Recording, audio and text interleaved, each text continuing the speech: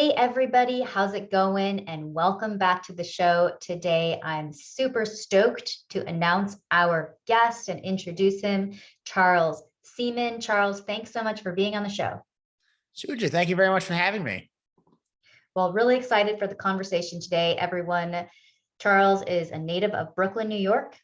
He currently resides in Charlotte, North Carolina, and serves as Senior Acquisition Manager and Asset Manager of Three Oaks Management LLC, in which he actively works to locate high-performing multifamily real estate deals throughout the Southeast region of the United States. He's responsible for performing all of the company's initial underwriting and analysis of these deals, which ultimately determines whether or not the deal will be a good fit for the company.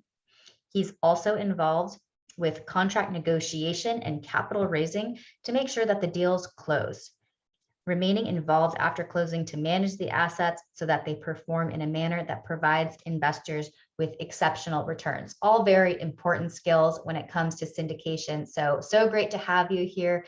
Charles, why don't you start us off by taking us back in time and giving us some color as to how you were attracted to this space?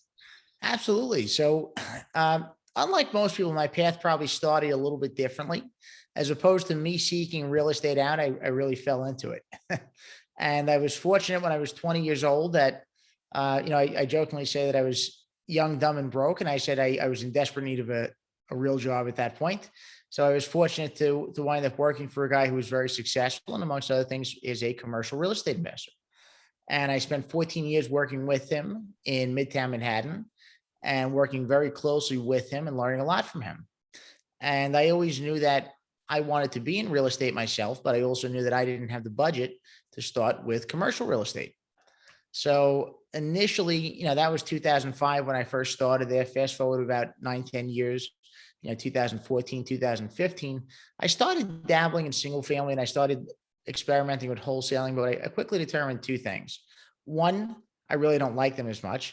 And two, I wasn't really as good at them. I would need to develop some new skills to really be effective at them. And it's not to say that I couldn't have, but my preference was to use the skills that I already had. And ideally, if I could find a way into commercial real estate to do that. So fast forward another year, 2016, I learned about syndication for the first time. And it instantly piques my interest because I said, you know what? I can use the skills that I already have. I can be involved in commercial real estate and I can use other people's money. So this is kind of a win-win scenario. And that from there kind of spurred me on my journey to start learning more and more about it. And from the point of like mid 2017, I've been active in the space. Initially, it was a very part-time basis, 10, 15, 20 hours a week. And then from mid 2019, it's been, largely a full-time basis. I still have other, I do have a W-2 job still to produce consistent income, but I jokingly say that on the syndication side, I put a full-time effort in, but don't get a full-time income yet. Soon though, it's coming. So it's like many other things in the money management space. It's all track record and building that reputation. For sure. Well, it seems like you're well on your way. And tell us about, I know that one of your things that you're known for is underwriting, which is a subject that's near and dear to my heart because that's how I started out in this space. And I know you hold a weekly underwriting meetup. And let's talk about some of the things that are important in underwriting. Maybe just give us a brief overview of how you like to look at a deal when it comes across your desk. Absolutely. So the first rule that I would always tell people is it's better to lose a deal for being too conservative than to get a deal for being too aggressive. So if given the choice, lose the deal and be conservative. Otherwise, you may wind up in over your head. So most things that I would do, I would usually recommend being conservative. And sometimes one problem I probably have is that I'm too conservative with it. A lot of times I would tell people that, there's groups that put things out there and what'll happen is you'll look at these things and the returns look great. But then when you look at how they got them, you say, boy, are we really going to be able to get 5% rent growth every year? And if you're in a great market that's showing exceptional growth, you might, but it's probably still not something I would underwrite because you may not. You could have a down year or 2 down years, and all of a sudden that throws your projections into a tailspin. So be conservative with your rent projections. Be realistic based on where the comps are, but also be conservative that you're not over exaggerating them. Another thing I would tell anybody, and aside from purchase price, really the biggest mover in any deal is your terminal cap rate. So terminal cap rate can really make a big impact on your deal. If you swing it 100 basis points one way or the other, you could have a totally different return. If you 200 basis points, you're not even in the same stratosphere. So that's something I would tell people to be very cognizant of. And it's an interesting time that we're in, because we're at a time where interest rates are very low and accordingly cap rates are also very compressed. So the challenge is, where will they be in 3, 4, 5 years? Unfortunately, none of us have a crystal ball, so we don't know. There is a good possibility they'll continue to stay low, but always make sure that your terminal cap rate is at least a little bit higher than your acquisition cap rate. So generally, you'll want to be at least 10 basis points higher for every year that you're in the deal, and that'll be a good rule. And sometimes you can be even a little more conservative, but that's really a big factor. And then another thing I would say is CapEx. Yes, go for it. Just really quick, I think it's important for our beginner investors to just hear people talk about cap rate and what it is, since, it's a little bit of, I just think it's a concept that people need to wrap their heads around. So what would your description or definition of cap rate be? So I'll give you this. I'll give you my use of it. And it's probably a little bit different than what other people use it for. I think cap rate oftentimes is greatly overrated as a return metric. I think, to me, what I really value it as is a metric of if I'm buying in the right place in the market. So if C assets in a given market are trading at a 5.5 cap and I'm paying a 4.5 cap, the question I'm asking is why? So, if everything else is going at a 5.5 cap for a similar asset in that market, then I want to be buying right around the 5.5 cap. If I'm buying at a 6 cap, even better, but very unlikely in today's market. So to me, I use it as a gauge to get a good sense of where pricing is in the market, and to see if the pricing that I'm looking at for that particular property is in line with the rest of the market. So, at its core, what cap rate really is, it is your NOI divided by your purchase price. And it's going to be, if you were paying all cash for the property, which most of us aren't, it would be your return. Okay, great. Thanks. I think it's just, the more times people hear about these terms and in different ways from different people, then that's how they'll start understanding them. So thanks so much for going over that. So I have another follow-up question for you on something you mentioned about talking about rent growth. You mentioned that is 5% rent growth going to be achievable? Obviously, it depends on the market. Let's just say, for example, that there was a market where the rent growth the past year was like 9% and the year before that was 8%. Just as an example, what might you feel comfortable underwriting as far as rent growth? And, obviously there are other factors, but can you just talk to that question? Sure. So for me personally, even in really hot markets, most times I would still not recommend using higher than 3%. And the reason I would tell you that is because eventually every market goes in cycles, and there's going to be markets that are on the upswing, and eventually those markets are going to plateau, and they may not necessarily go down, but they'll probably cool off and become stagnant. So all of a sudden, when you may get 9% and 8% at the beginning of that run, you may only get 2% later on, because it's just not sustainable to keep going 8 and 9% every year. So 3% is really the max I would underwrite with, unless I'm looking at a really high level asset. So if I'm looking like at an A-class asset, then maybe I would go 4 or 5%, but at that point you're dealing with a different demographic and a different type of product. So it's expected that you would get higher rent growth. Okay. So just to recap what you've said so far, we've talked about rent growth and we've talked about the terminal cap rate. Are there any other points you want to mention, right? I mean, obviously we could talk for hours about this, but is there anything else you want to mention at the moment about what to look for in underwriting? So another thing that can really make a big difference is your CapEx budget. And that's something also to be cognizant of. Now, when you're first underwriting, all you're going to be doing is putting together a really high level number. And it probably won't be until you do your due diligence, which by that point you're in the contract most times, that you'll really be able to firm that number up and see the exact scope of work that's needed. But I would always tell you to budget more money starting out. My philosophy is, again, maybe a little bit different than most. I'd rather budget higher and then slash the number during due diligence than start low to get the deal and wind up having to double it afterward. So I'd always rather have extra cushion in there because that gives us a lot of protection. Some of the deals we do, I'll look at 10 and 12% vacancy rates, and I do that just to make sure there's extra cushion. And I said, if I can make the deal work with that, then we should be able to easily exceed that even in a worst case scenario. Awesome. Yeah, for sure. I think that's really a great rule of thumb to live by. What are some of the things that come up in your weekly underwriting session repeatedly that you kind of review with students? And maybe we've already touched on them, but what are you seeing people? In terms of the underwriting itself, I think probably a lot of the points that we touched on. What we also do is we open it up for discussion. And even though it usually starts with underwriting, it oftentimes goes into different areas of real estate and syndication. So we have a lot of questions about deal structure and how deals actually get done. A lot of people that attend the sessions are starting out. Some have done deals, but a lot haven't. And because of that, they're naturally curious because they're looking to learn and to figure out, okay, how do I go from where I am now to doing my first deal? Because that's always the starting point. It's not going to make you rich, but it's going to put you on the scoreboard. And you have to get to first base before you can get home. For sure. Yeah. Well, I think it's a great service. Will you just go over what it is that you do in these sessions? And yes, absolutely. Give an overview of So that.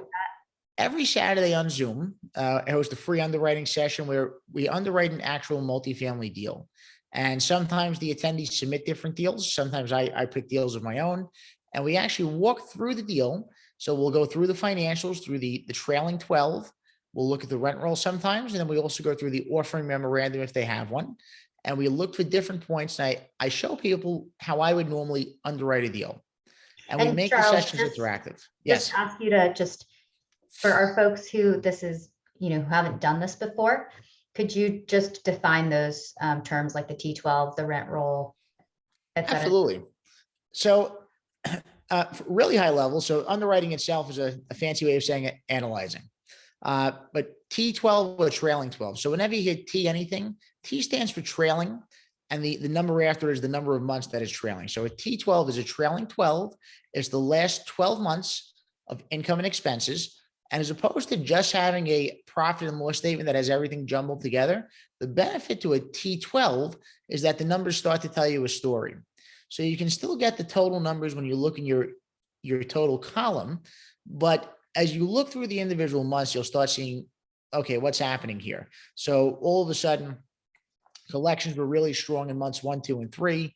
Then they dipped quite a bit in month 4 and month 5, and then they started coming back in month 6. So what happened here? And initially, you're probably not going to know the answer to that question. It's something you'll have to go back to the broker or back to the seller with and get a little more clarity, but it starts telling you the story. So the numbers aren't going to tell you the full story, but they'll give you a starting point, and then you can get words from the seller or from the broker to fill the rest of the story in. And a rent roll is a current accounting of the property. It usually gives you a list of all the tenants, the units that they occupy, the amount of rent they pay each month, and any additional fees that they're charged, and also the start and end dates of their lease. So what I tell people is the trailing 12 or the trailing anything is the past, the rent roll is the present. So that's your current starting point where the property is today. Okay, great. And you mentioned this before that you use the trailing 12 for expenses and you use the trailing 3 for income when you're putting the numbers into your spreadsheet. Can you just speak to why you do that? Yeah, so the reason we do that is because we find that most lenders typically do it that way. So on the deals that we do, most times we try to use Fannie Mae or Freddie Mac loans, and typically they're going to underwrite it to a T3 annualized basis. So keep in mind, aside from just looking at the T3, you have to remember to annualize it. Otherwise, your numbers will be really off. For sure. Okay, so here's another question about underwriting. If you find yourself to be fairly conservative relative to other folks who are going for deals, then how are you winning deals? Because you are director of acquisitions, right? And so yeah, how do you win deals and be conservative? So in the current market conditions, it's tough. That's probably putting it mildly. But at this point, we've done 3 deals. So I'm not going to say that we're the most experienced buyer in the room, but we're also not the brand new guy either. So more of our deals at this point come from relationships and track record. And obviously we have to be in the right ballpark on price. We can't be totally off. But if we're somewhat competitive, like our deal that we have on the contract now, we have a 130 unit deal. And it was us and one other group that was competing for it. And the other group submitted a higher offer than us, probably $200,000 or $300,000 higher.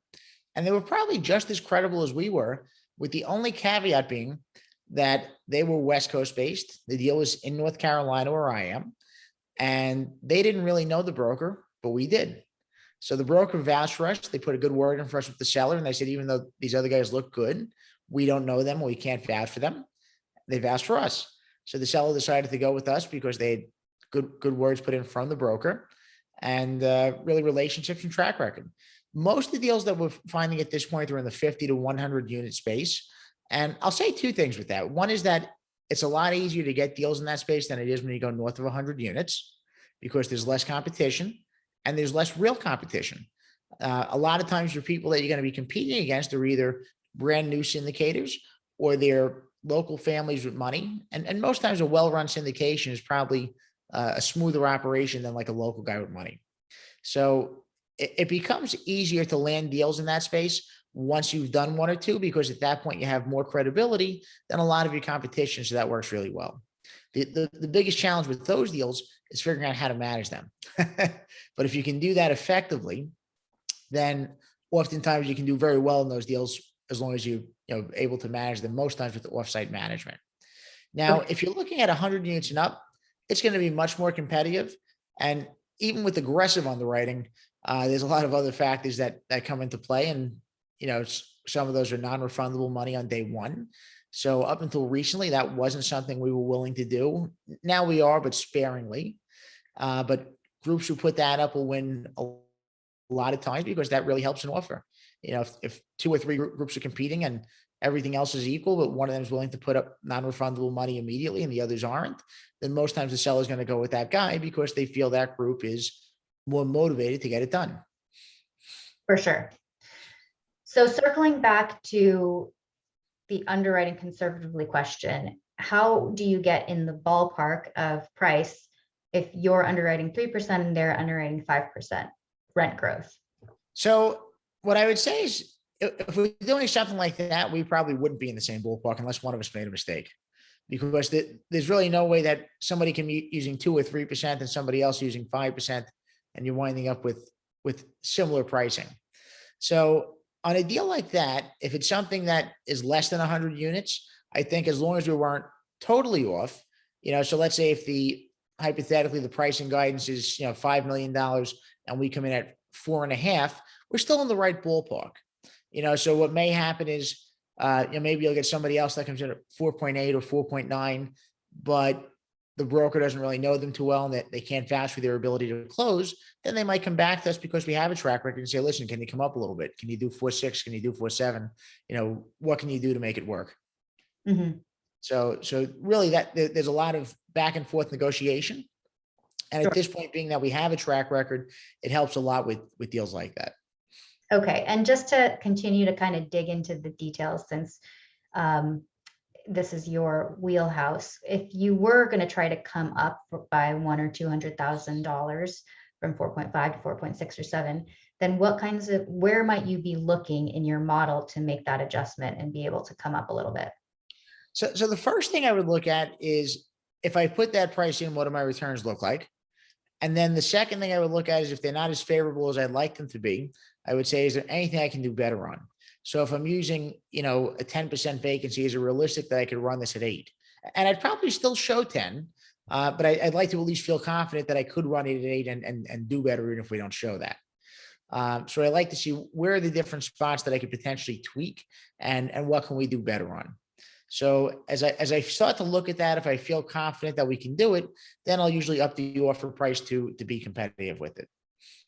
Okay. And so then when you're presenting the deal to your investors, would you present just those lower returns with the hope that it would go higher? So usually, yes, I would say that in general, most of the deals we presented to investors have had lower returns than a lot of other groups, which is good and bad. It's good because we're being conservative, but it certainly does make it a lot tougher when you're selling something with a 16% return and other groups are showing 18 to 20. So, a lot of times we do mention that in our presentations that we do have certain elements that are conservative in the underwriting. We believe we can do better, but some investors who are only looking at the bottom line, it does become a tougher sell with them. Yeah. Yeah. I'm in that same boat, that sometimes our deals don't, even though I feel like they're very conservatively underwritten, showing like a 16% return, just, it doesn't feel as good to somebody like in the moment to invest in than something that is showing an 18% return. Right. So it's it's a little bit of a cutting edge story. I mean, I think as we develop track records and show how that we're delivering, then they start to trust us generally and not look at the numbers so closely. You're 100% right. That becomes a totally different topic, but there are people that'll literally follow you for 2, 3, 4 years, and they want to make sure that you're legit, that you know what you're doing, and they want to see that you're actually turning a deal full cycle before they'll ever put a dollar with you. And some of these people won't even introduce themselves until they see you kind of sell the first deal. And then at that point, they come out of the woodwork and it's like, okay, well, I'm glad to know you were following me, and I'm glad that we at least have some kinship already. And then you can start building from there. But you're absolutely right. Track record goes a long way, and people like investing with operators who have protected their money and hopefully given them the return they promised. For sure. And I mean, I think even to what you and I are saying is that not only meeting the projections, but potentially exceeding the projections, so that they start to know that when we put out projections, we really mean that we expect those projections to be a floor rather than an average of where we expect the deal to land. 100%. My thought process is if it's good enough for Apple and Google, it's good enough for me. With many publicly traded companies, they do that with their earnings projections. Apple and Google just happen to be two that I thought of off the top of my head, but I said, okay, works for them. Who am I to second guess it? What do they do that works for you? So they oftentimes set low earnings estimates, so that way it's easy for them to exceed. And we do the same thing with our projections. I always jokingly say that I set a low bar, so it's easier for me to jump over. Yeah, for sure. Okay, well, Charles, you've already shared so much with us, and I know there's a lot more knowledge that we'll have to have you back sometime soon to talk more about some deals that you're working on, maybe a case study of a deal that you've done recently. But for now, thank you so much. Would you please share with the listeners how they can get a hold of you and anything else you'd like to share? Absolutely. So let me make a suggestion, we already talked about it. So for anybody who's interested in attending the Saturday underwriting sessions, you can text me or email me. Text me at 347-306-3278 or email Charles at 3 Oaks Management, the number 3, OAKS, MGMT.com, and tell me that you heard me on the Passive Income MBA podcast and that you'd like to join the sessions, and we'll get you right in there.